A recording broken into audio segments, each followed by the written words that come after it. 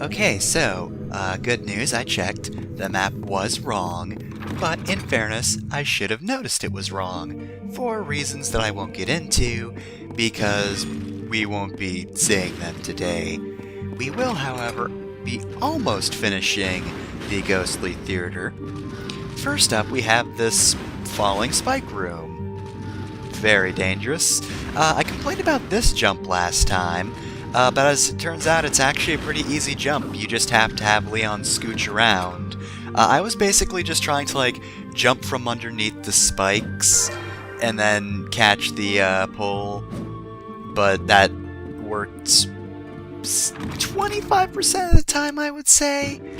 And the other 75% resulted in me either missing or just getting crushed by spikes. These aren't insta-kill, despite what you would probably think.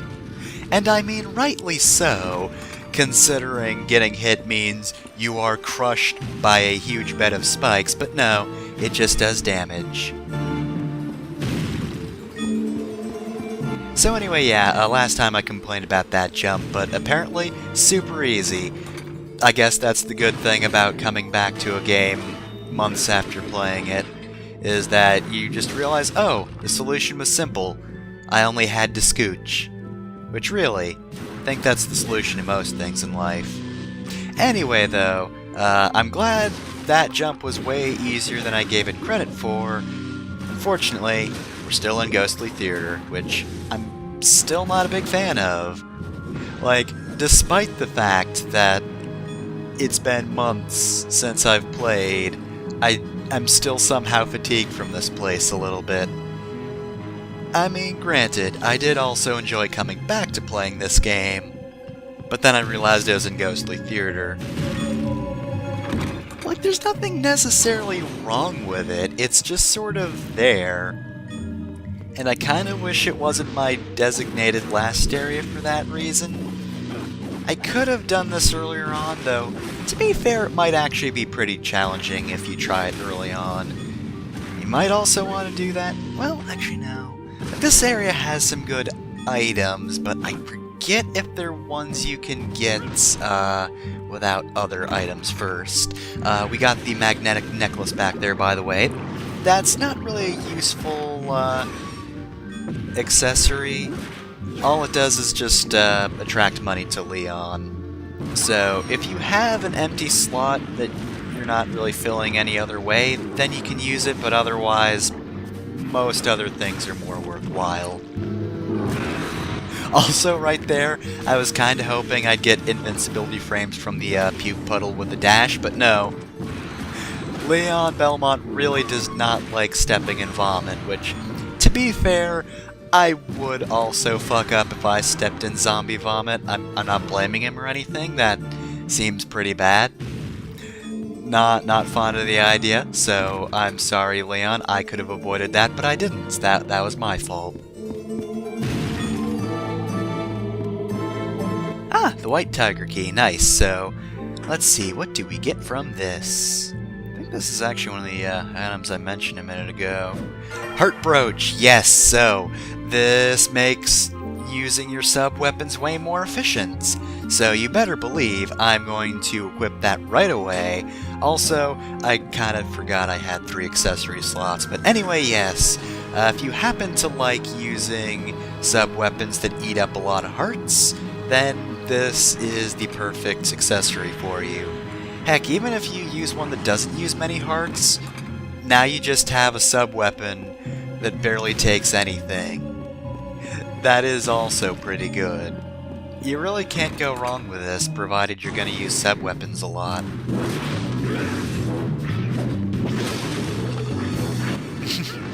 I know I commented on the astral lights dropping down from the ceiling last time, but first off, I got nothing else to talk about, and second off, it's still funny.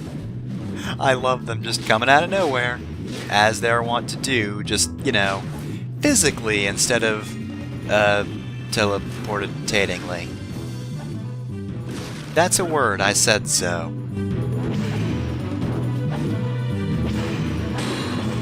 Also, I love it when something like this happens, except I also hate it because it's kind of annoying on the timing. It's a good thing it's so flashy, or I'd be not mad, just kind of annoyed that nothing is timed well at all. Then again, I suppose I could, you know, be a little more active in dodging. So anyway, right here, this is just a hallway that leads back, so we're not going to travel to the end of this one, but I did want to point out that, yes, that leads back if you want to take that path. I personally took it so that I could fill out the map, because that's important to me. But with that done, you might have also noticed that we're almost at the end of this floor, which means time for the other side of the second floor now. And since there are only 2 floors, that means we're actually pretty close to being done with Ghostly Theater. Of course, we also have a pretty important item which I don't think is actually blocked to you if you come here first. It is a really good item, though. Maybe not one you would really use immediately.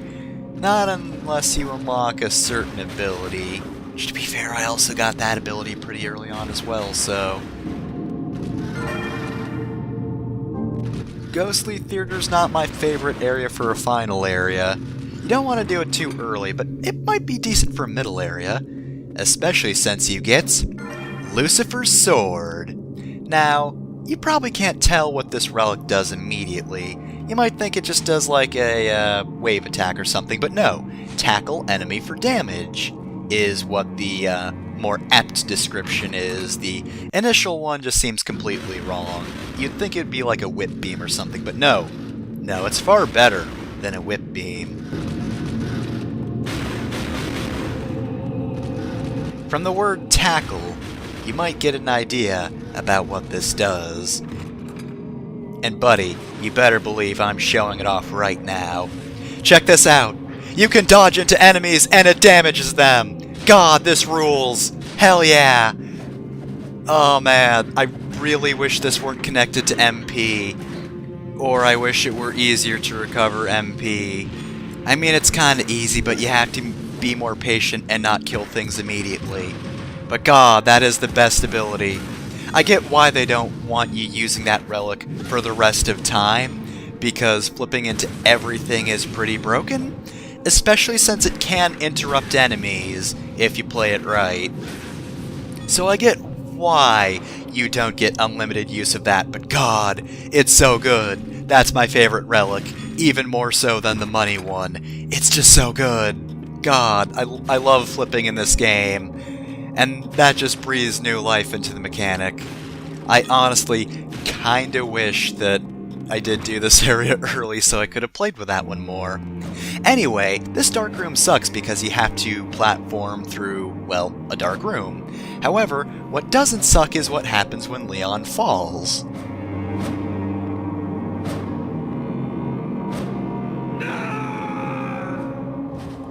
God, that is the best sound effect.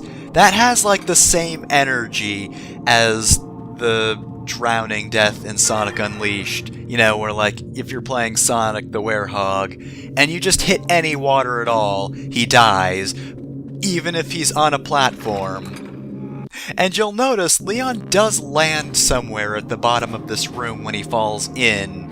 So, like, God, that is exactly the same energy. Just this horrifying scream as he falls into what is extremely not an abyss. It is far from an abyss.